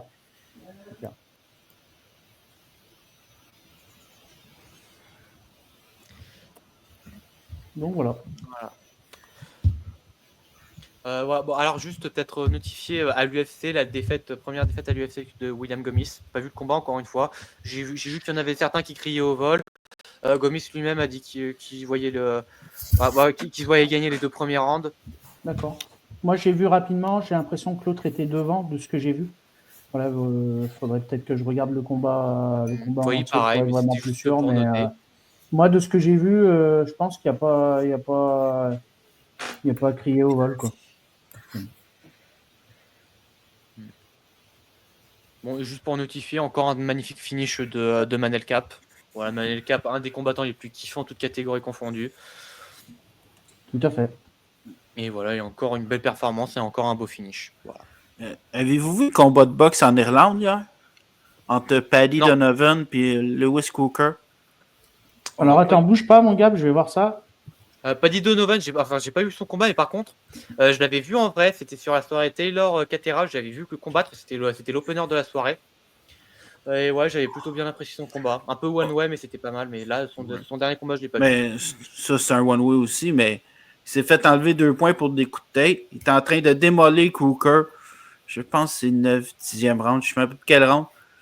Il donne un coup. Ça fait 2 fois que Cooker va au sol. Il donne un coup après la cloche. Il perd par disqualification. Alors, Cooker, il était KO. Alors, tu peux nous rappeler, c'était Cooker versus Donovan. Donovan. Cooker. Alors, attends, pourquoi j'ai. Donc, c'est. Attends, donc, victoire de Lewis Cooker par disqualification au 8e round. Il allait se mettre KO, il se prend un coup après la cloche, mais il y a tellement de bruit dans la salle, c'est évident que la cloche, tu peux peut-être pas l'avoir entendu. Puis, alors, c'est quand il tombe par terre? C'est quand le short violet tombe par terre, c'est ça? Oui. Mais tu vois, le coup, il est après la cloche. Donc, l'arbitre, il est disqualifié. Ouais. D'accord. Bon. Après, c'est vrai que s'il avait déjà décompté 2 points pour headbutt, ça, c'est logique, quoi. Enfin, c'est cohérent. Bon, moi, les gars, je vais vous laisser. Ok. Yes. Pas de souci. Bonne soirée, puis Salut, je pense qu'on se retrouve la semaine prochaine. Exactement. Bah, bonne soirée à toi et bonne semaine à toi, Didi. Tu sais ce que tu fais la semaine prochaine, d'ailleurs? On en a parlé il y a quelques dizaines de minutes. Je vais reprendre le Ah oui, combat. c'est le combat avec la qualité dégueulasse. Exactement, c'est ça. Victor Galindez contre Richie Gates. Un combat dont j'avais pas vraiment entendu parler auparavant et qui m'a fait découvrir, je pense que je peux le dire, une vraie légende des light heavyweight. Pas un des plus grands de l'histoire, mais une vraie légende des light heavyweight. Et surtout, intéressant, une vraie légende des light heavyweight entre la période Bob Foster et la période. Moi, j'étais surpris parce que j'étais cette période en vision et au final, pas du tout.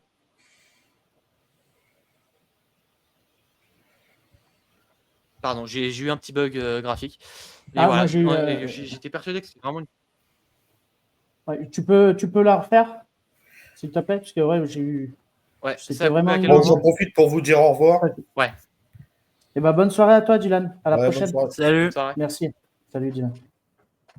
Mais voilà, du coup, j'ai été surpris de voir dans cette période que je croyais vraiment être une période creuse de la division light heavyweight, qu'au final, un très grand nom de la division a émergé. Et vraiment sorti de nulle part, quelque part. Enfin, sorti de nulle part, il est passé de 0 à héros en quelques mois, en quelques années, quoi. Alors, il n'est pas retenu comme l'un des plus grands, et c'est legit parce que c'est pas l'un des plus grands de l'histoire, mais il a donné de gros combats face à une grosse adversité et beaucoup de gars qui ont alimenté la division heavyweight qui est considérée comme le dernier âge d'or de la division, en tout cas pas à mes yeux. La période de Matusan Mohamed, Michael Spinks, Eddie Mustafa Mohamed, etc. Et en fait, le boxeur dont on va parler la semaine prochaine a vraiment alimenté la période juste avant celle-ci. Et c'est vraiment intéressant à voir. Bon, avez-vous un dernier sujet qui vous intéresserait?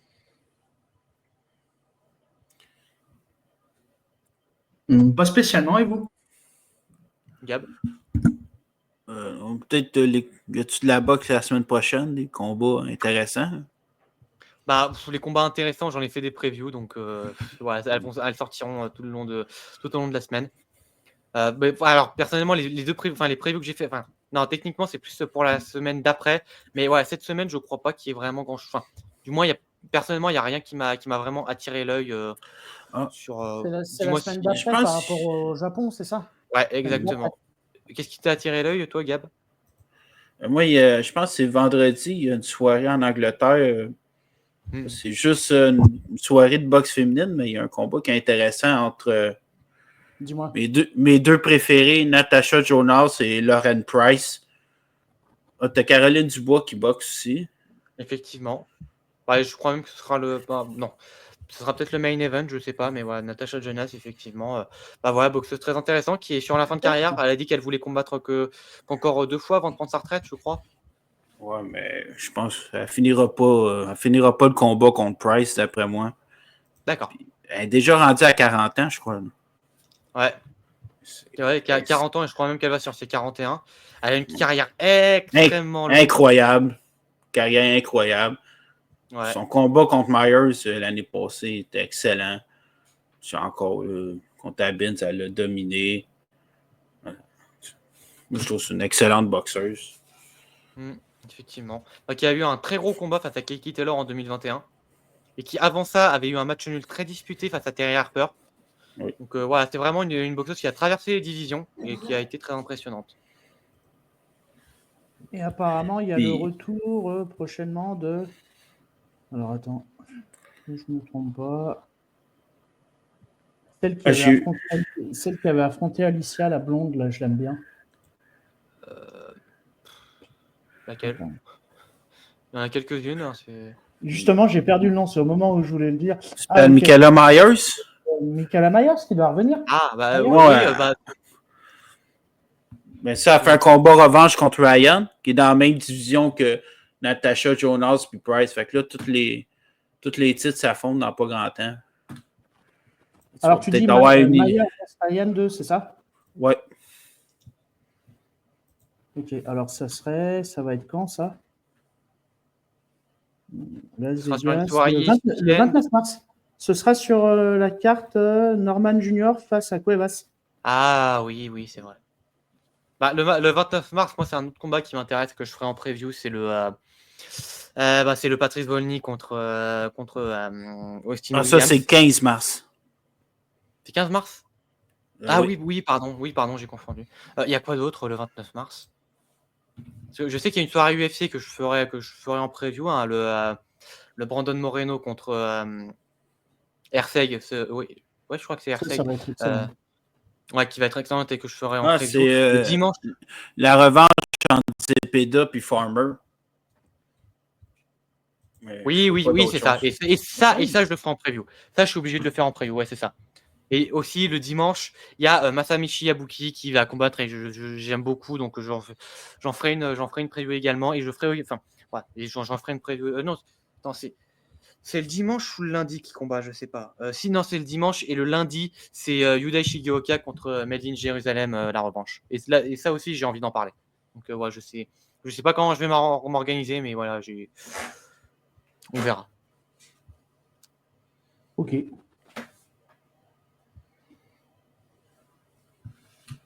Bon, je pense qu'on a un peu fait le tour de tout ce qui nous intéresse. Tout à fait. Bon, écoutez, on va s'arrêter. Vas-y. Restez en off, hein, les mecs. Ouais. Parce que je m'en vais écouter, regarder WrestleMania 10. J'essaie de me faire un marathon de site WrestleMania. Ça fait un mois, j'en ai juste rendu au 10e. C'est tellement long. Non, les premiers WrestleMania, ils sont très, très, très longs. Pour pas grand-chose. Il y en a certains que j'aime bien, attention. J'aime bien le WrestleMania 3, j'aime bien WrestleMania 5, je l'aime bien. Pareil, WrestleMania 6, WrestleMania 7 et même WrestleMania 8, je les aime bien, mais au global, ils sont assez longs. Quoi. Ils sont vraiment longs. Le 10, il est incroyable. Le main event est affreusement décevant, mais le ladder match entre Shawn Michaels et Razor Ramon, c'est un des meilleurs de l'histoire. Le Bret Hart contre Owen Hart, c'est un immense classique. Et dans le tas, il y a deux ou trois autres matchs qui sont vraiment cool. Vraiment, ouais, c'est vrai que WrestleMania 10, il est super. Bret contre Owen, c'est un des meilleurs matchs. Toi, Gab, rapidement, avant de conclure, tu prends vraiment autant de plaisir comme Sendo et moi de regarder, par exemple, de la boxe et par la suite du catch, c'est ça? Oui, mais en fait, le catch, faut pas regarder le catch comme tu regardes la boxe. Ah le non, catch, non, j'ai jamais dit ça. oui, non, mais c'est ça, mais en fait, s'il y en a quelques-uns qui suivent pas trop le catch, faut pas regarder le catch comme vous regardez de la boxe. Faut regarder le catch comme vous regardez du théâtre. Moi, j'ai l'habitude de dire que le catch, c'est Rocky au théâtre. C'est vraiment ça. Tu regardes un film Rocky, sauf que tu le fais dans des conditions de théâtre. Et c'est pour ça que c'est cool. Et t'as un peu les mêmes avantages qu'à regarder un combat de boxe, enfin, notamment l'ambiance, les entrées, etc. Mais le truc, c'est que quand tu regardes l'action dans le ring, il faut regarder ça comme tu regardes un Rocky, comme tu regardes, je sais pas, un Hajime no Ippo ou autre. Faut vraiment regarder comme ça. Puis c'est que la lutte, ça a tellement évolué. Ça marche par era qu'on appelle par des heures. Puis moi, quand j'ai commencé à regarder ça, j'étais vraiment très jeune, j'avais près de 2 ans, 3 ans. C'était vraiment une époque. Tu as quel âge maintenant, sans indiscrétion? 38. Puis c'est ça. Cette époque-là était vraiment cartoon. C'est l'époque d'Hulk Hogan, la Hulkamania. C'était quasiment du cartoon. Là, c'était génial. Là, j'écoutais ça vraiment jeune. Plus mon adolescence, j'ai arrêté d'en regarder pendant quelques années. Je suis revenu, je pense, quand c'est Sami Zayn et Kevin Owens sont rentrés. Les autres, c'était des Québécois, je les connaissais un peu. Sur le circuit indépendant au Québec. Puis c'était tellement génial, j'ai recommencé à regarder. Puis il y avait des bonnes histoires. Puis il faisait encore des bonnes choses, mais pour moi, l'époque grandiose, ça sera toujours la Golden Era. Je trouve. C'est des macho men. Alors, c'est quelle tranche d'année, on va dire? Quel moment? Les années 80. C'est les années 80. L'era, ça commencerait avec quand Hulk Hogan gagne son titre contre Larry King, 84, jusqu'à 92. 91-92. 84-92, pour toi, c'est l'âge d'or du catch, c'est ça? Ouais. C'est littéralement nommé la Golden Era. Ça s'appelle comme ça. Ensuite, tu as eu la New Generation, que j'adore aussi, entre 92, on dirait 97-98. Ouais, 97. Ça, 97, c'est WrestleMania 13. 97, c'est une année de transition. C'est ça. C'est un peu la zone grise. Là, tu tombes dans Après, tu as l'Attitude Era qui est considéré comme le grand âge d'or du catch parce que à ce moment-là, en fait, c'était le catch qui était sur tous les écrans de tous les États-Unis. On regardait que du catch et les ambiances dans les salles, elles étaient incomparables. Tu avais deux organisations qui se faisaient à la guerre. Ouais. C'était populaire. La Monday Night pas War. possible. Ouais, WWF et WCW et à la WWE. Non, même. Le contenu était beaucoup plus adulte. C'est ça. Ouais, et en fait, ça a duré de 98 à 2001, grosso merdo. Et 2001, pareil, c'est un peu une année de transition. Ensuite, on a la Ruthless Aggression, qui est ma période préférée. J'adore cette période.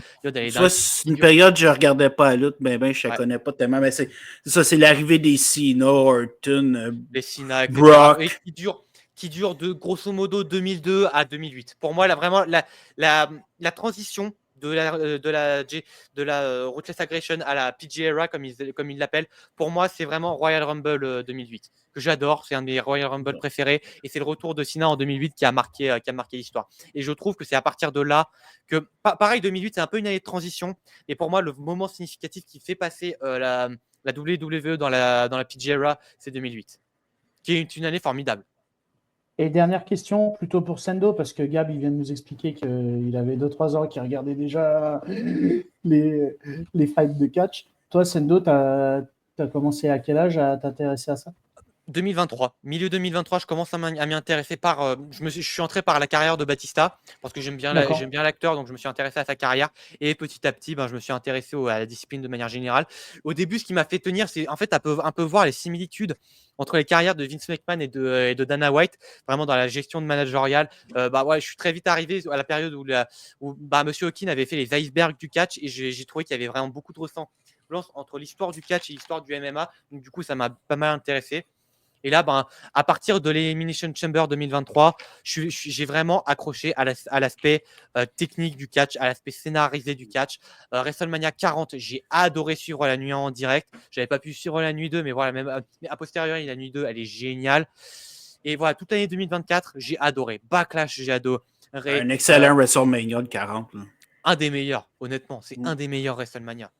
Et la nuit 2, mais elle est légendaire de bout en bout. Mais voilà, Backlash, j'ai adoré King of the Ring. J'ai beaucoup aimé Clash at the Castle. J'ai vraiment adoré Money in the Bank. J'ai beaucoup aimé SummerSlam. Bash in Berlin, j'ai été déçu par le main event, mais le reste m'a beaucoup plu. Bad Blood, j'ai surkiffé. J'ai adoré. C'était fantastique, Bad Blood. L'opener et le main event étaient dantesques. Et voilà. Mais j'avoue que là, que depuis ce Survivor Series, je suis un peu refroidi, on va dire. Pour l'instant, je suis un petit peu refroidi. Royal Rumble était très cool, mais ouais, c'est pas le niveau d'intensité que j'adore. Et j'espère que WrestleMania 41 sera à la hauteur. Ok. Mais oui, moi, ça fait très très peu de temps que je suis le catch. Bah, moi aussi, c'est pour ça, c'est à peu près dans le même espace-temps que toi, je dirais fin 2022, début 2023, mais toujours de loin en fait. Je suis de loin et c'est vrai que les quelques fois où j'arrive à regarder quelque chose du catch, bah, c'est un grand plaisir et c'est vraiment touchant. Ouais. Je te conseille de prendre le WWE Network. En France, il est toujours accessible. Je ne sais pas ce qu'il en est en Amérique du Nord, mais le WWE Network, c'est 10 euros, c'est 12 euros par mois. Et franchement, tu as toute l'histoire de la WWE retranscrite par image. Tu as aussi les images de la WCW. Ça vaut largement le coup. Ok. Et voilà. Et comme moi, bah, j'ai toujours mon âme d'historien. Ça a été le cas pour la boxe, ça a été le cas pour le MMA, ça a aussi été le cas pour le catch. Bah, du coup, en un an et demi, j'ai réussi à me faire une culture catch voilà, solide. J'ai des bases assez solides au global. Ouais, tu connais Hulk Hogan et André le Géant, quoi.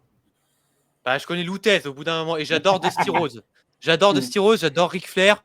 Au bout d'un moment, partant de là, ouais, je pense que beaucoup de gens qui suivent le catch actuellement ont pas d'aussi bonne base que moi, on va dire. Ils connaissent un peu de nom, mais ils connaissent pas vraiment en détail. Alors que Ric Flair, est-ce que vous pouvez nous citer rapidement la femme qui a gagné les ceintures hommes, la première femme à avoir gagné les ceintures hommes, qui c'est Chyna qui avait fait ça, qui avait gagné le titre intercontinental.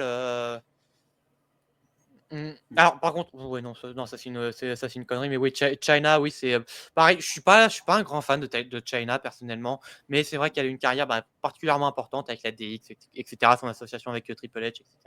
Sa rivalité avec Chris Jericho que je trouve pas exceptionnelle, mais cool. Et son histoire avec Eddie Guerrero, moi, j'aime beaucoup.